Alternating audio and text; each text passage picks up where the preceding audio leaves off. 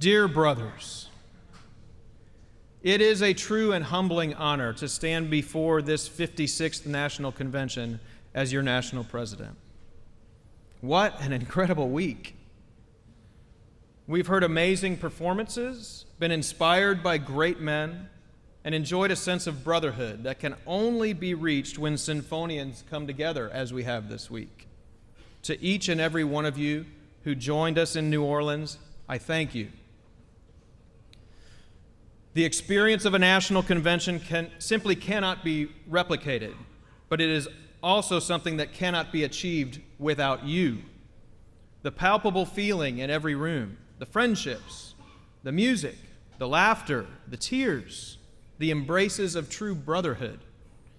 These are not created because of a particular setting or a particularly dynamic leader or presenter. These are the products of men who have individually chosen to come together to sing as one and lend their voice as we raise the song. What does it mean to sing as one? And exactly what song are we raising anyway?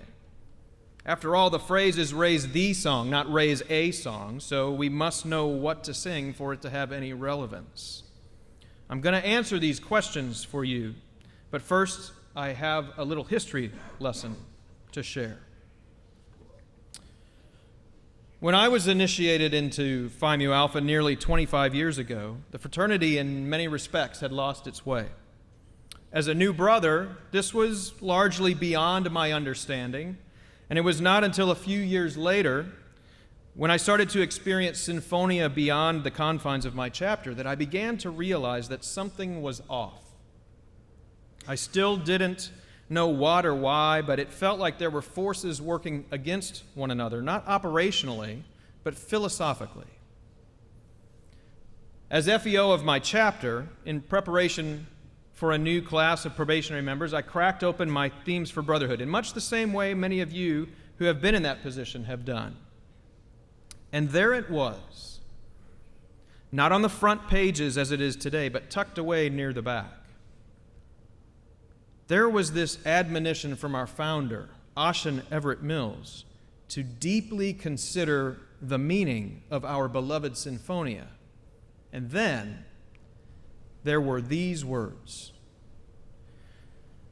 "This it is to be a man of the highest type, to be and not seem, to do and not simply to talk, to have the right ideal, the true motive, and patiently to transform conduct in accordance with it."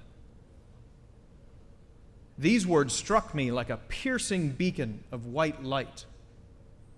This is the fraternity I wanted to be a part of. But they also made me wonder, why would the founder of a music fraternity be concerned with this? And perhaps more importantly, why don't I see this reflected in the events and actions of the fraternity? I wanted to understand, and I wanted to make things better. And so I started talking, and I started doing. I didn't ask permission or wait for someone else to tell me what to do next. I just tried to make my little circle of Sinfonia better. Around the same time, in October of 1997, a young man who had just been elected to the National Executive Committee published a compilation of quotes and writings by the fraternity's most influential leaders throughout its history. He had stumbled upon this information because of an assignment he was given as a probationary member. Go find 4 pictures of the mystic cat, he was told. It just so happened that the library at the University of South Florida, where he was enrolled in graduate studies in music theory, had a complete collection of the old Sinfonia yearbooks in the stacks. He quickly became interested in the history of the fraternity and took up a course of personal study on his own, not because he had to. It was a personal quest, and he didn't require anyone's permission to pursue it. He just did it. His publication was entitled "The Changing Scope of the Sinfonia's Mission," and it set the fraternity on its head. Discussions exploded at fraternity events at all levels and on the Sinfonia discussion group email listserv. Now, for those of you who have no idea what the SDG was, I want you to imagine the Sinfonia Facebook group, only with brothers actually thinking about what they post before they post it.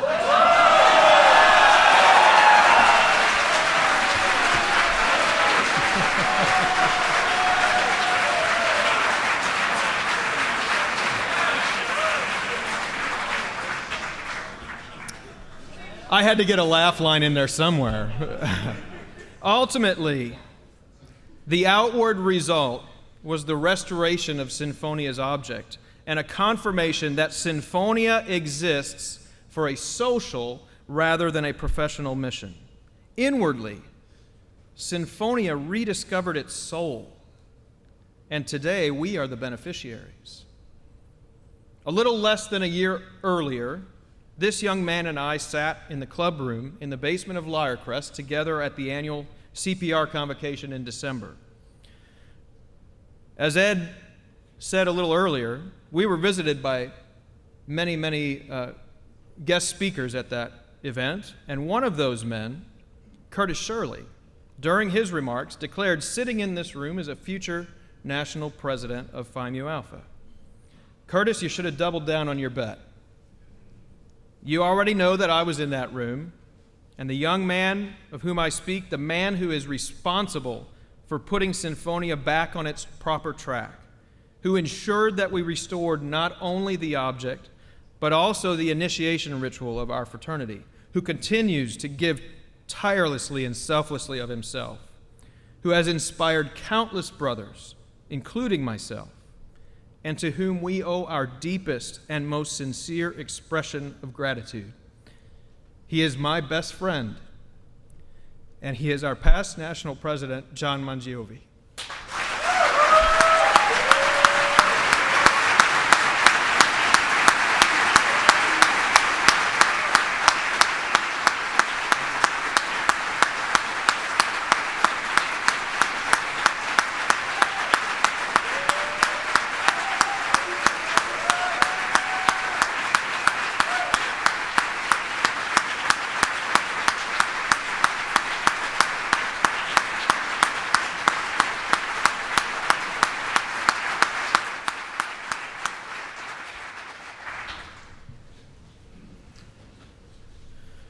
So, what John did in ensuring that Sinfonia reclaimed its mission was to give us the first opportunity in many years to sing as one. No longer is it necessary to debate the nature of what we are as an organization or why we exist.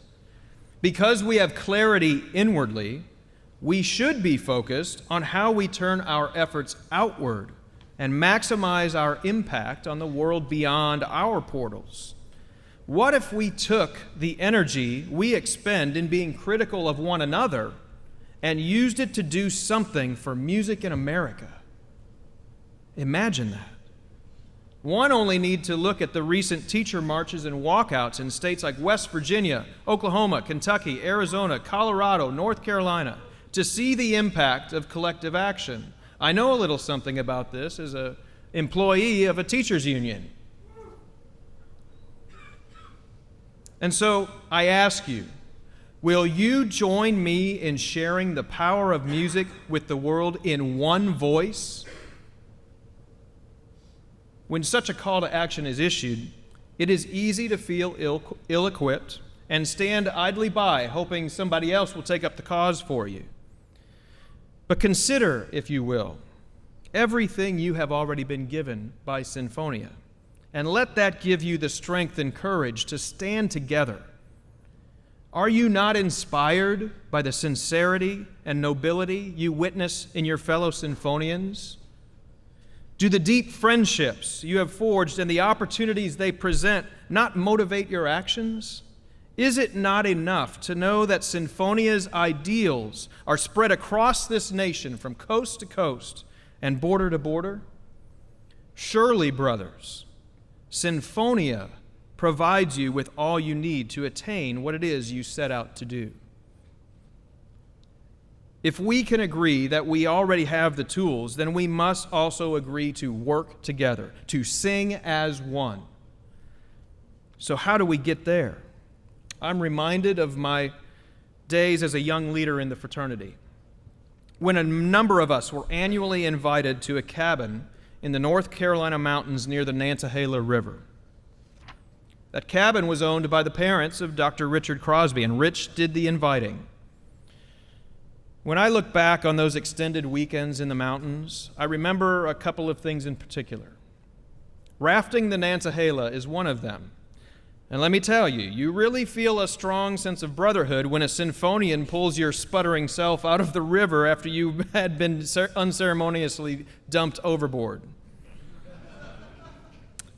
And I'm sure Rich and Brother John Doherty in the back will gladly tell you the story of what it's like to be doing the pulling. The other thing I remember, and what I will never forget, is the collection of people that were there. All of us were leaders in our own right, some young, some old, some experienced, and some very, very green. But we interacted with and treated one another as peers and equals who, while we were brought together because of a mutual interest in doing something good for Sinfonia, were genuinely interested in one another as people, and that has made all the difference. You see, it has been some 20 years since we gathered in that cabin, and life has taken us in many, many different directions, yet many of us are in this very room today. We have each had numerous fraternal and personal successes and failures, and we have even had sometimes heated disagreements with one another. But because we sought first to understand one another and took an interest in one another, not for personal gain, but for mutual benefit, we are able to work through whatever discord comes our way. Brothers, our object teaches us that Sinfonia advances music in America through brotherhood, and it is only through brotherhood that we will be able to sing as one. So celebrate one another's successes rather than dwell on each other's faults. Listen for understanding rather than spending the entire time your brother is speaking figuring out how to respond. Approach a brother with support and friendship in mind, and seek out those things you can accomplish together rather than what you can do to prove yourself better than each other.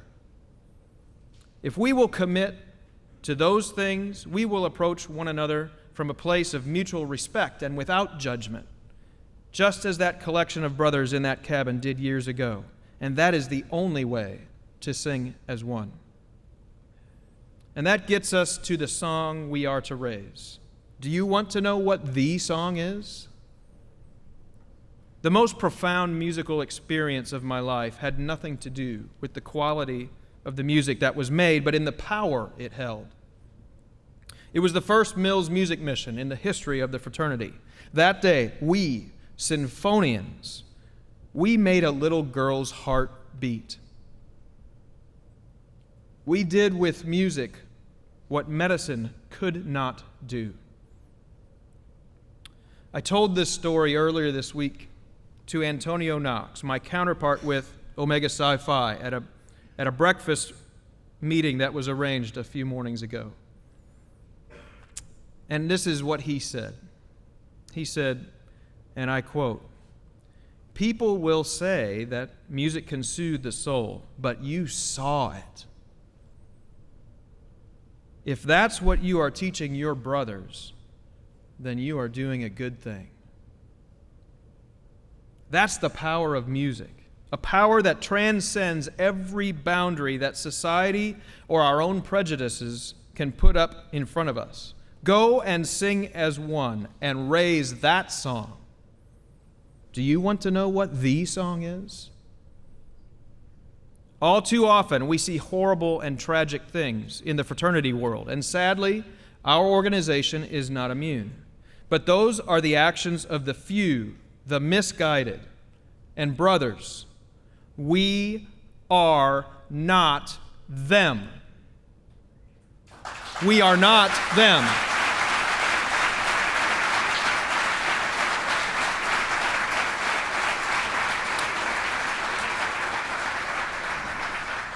I know that Greek life is an essential, beneficial part of the American collegiate experience, and I also know that Sinfonians should be the shining example of what it is to be a fraternity man. Go and sing as one and raise that song. Do you want to know what the song is? As we look around us, we see a society that seems more focused on our differences than what brings us together. We seem to thrive on proving another wrong and ourselves right rather than coming to a mutual understanding.